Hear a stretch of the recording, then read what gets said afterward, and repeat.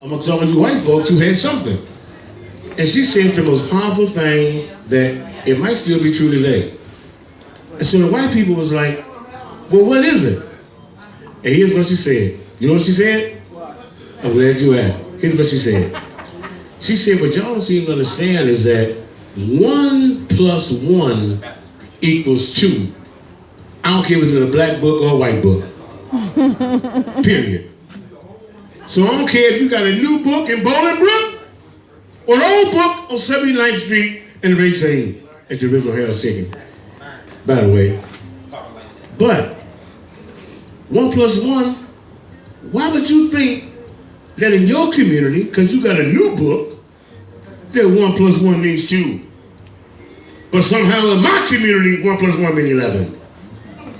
Even though sometimes I've seen people say 1 plus 1 equals 11. But, friends, I want us to take advantage of this moment because I'm glad that y'all are here. Because it's so important. I want everybody to gather around. I didn't come to pray, but I can. Yes, sir. I'm trying to tell you. I didn't come to pray, but I can. I didn't come to preach, but I can. Because this is what life and testimony is all about. And here's what I've told people a long time. And I know a lot of people don't invite me back to speak no more after that, but I get to you the truth. But I'm just saying, a lot of people say, call me if you need me. I need you, I can't help you. But I thought you said, call me if you need me. But I need you now. I can't help you. Tell the truth. Call me if you need anything. Well, I need fill up. Well, I ain't got that. Call me if you need me. I need a cat. I don't have that. But I thought you said call me if you need me. So I've learned in life, even in crisis, people ask me why I always say God blessed everything. I don't care if it's a happy occasion, care occasion, God bless is what I answer everybody. Because a lot of times you can't find words to express about what's going on. But in the scope of life, I'm going to say this again. Everybody, now if y'all can follow the cha-cha, come on now. Back here. 6 steps now, y'all. Back here to the left.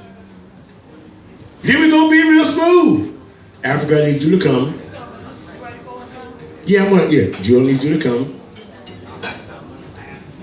Claire Hubbard, I need you to come. Yeah. My son, I need you to come.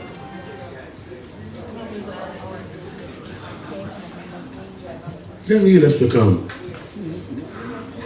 Because it's always important.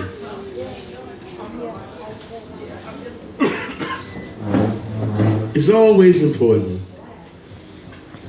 There's always a difference, in my experience, in those who stand in line to get their 2 minutes when you die.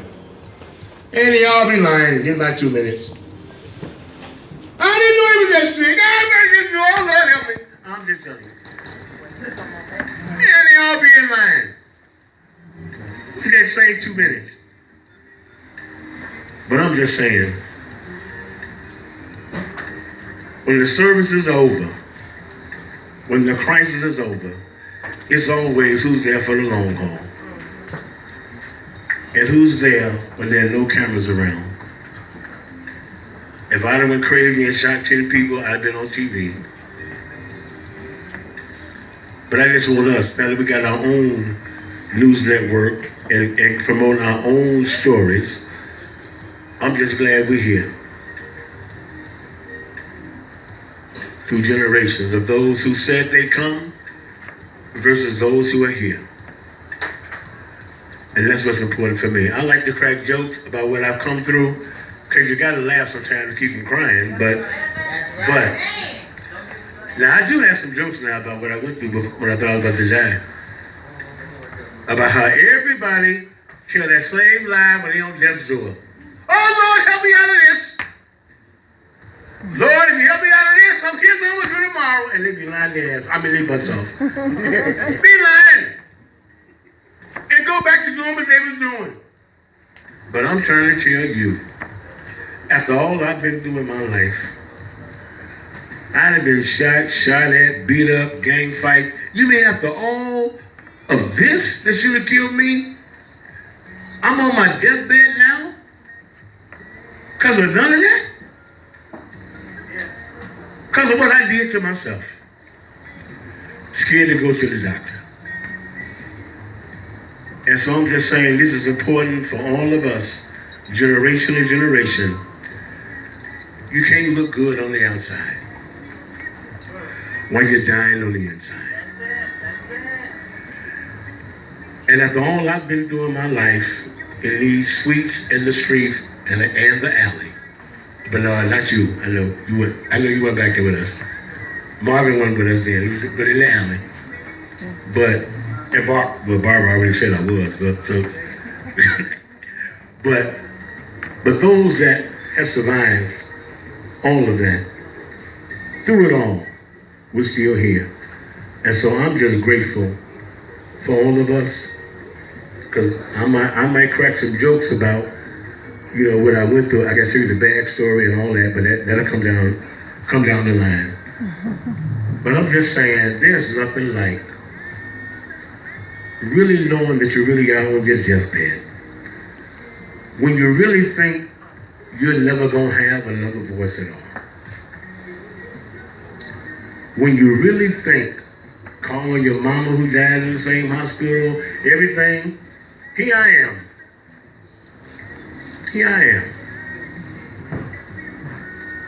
After I figured out they put me on the wrong floor. We get on the floor where you can get 24 hours of visitation.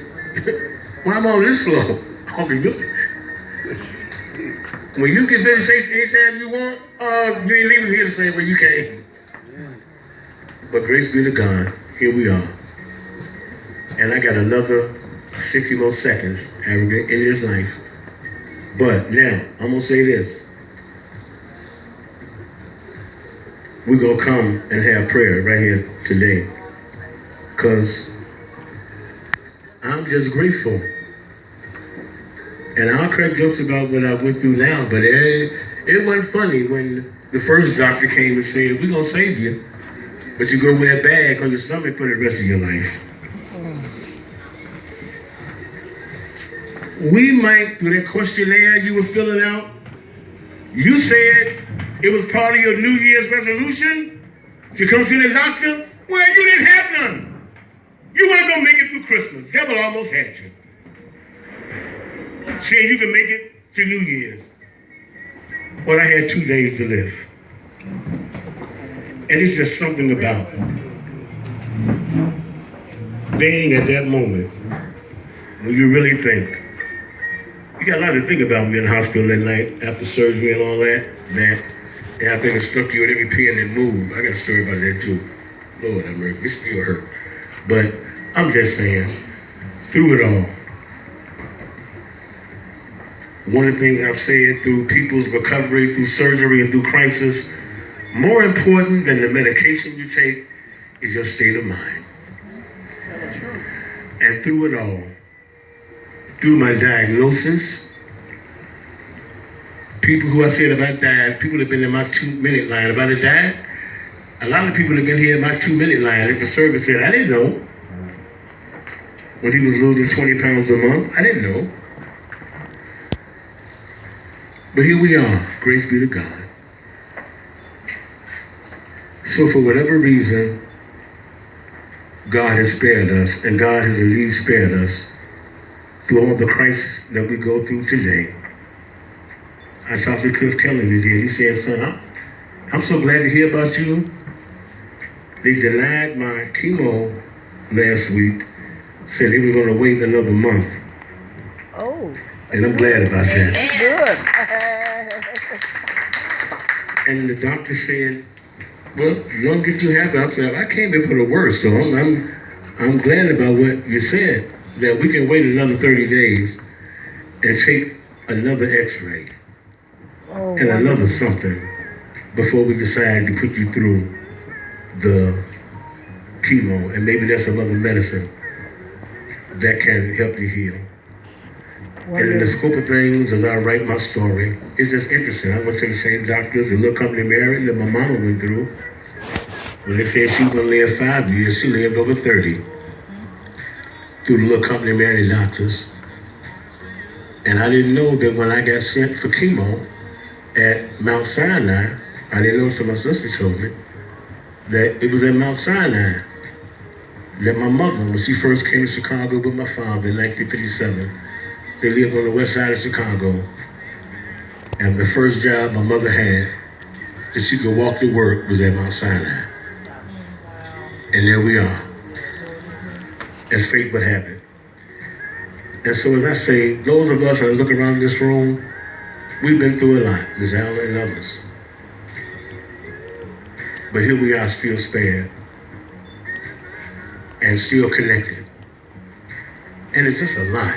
Because a lot of us been through them those days. Lord, if you get me out of there, it's no more do. It'd be lying your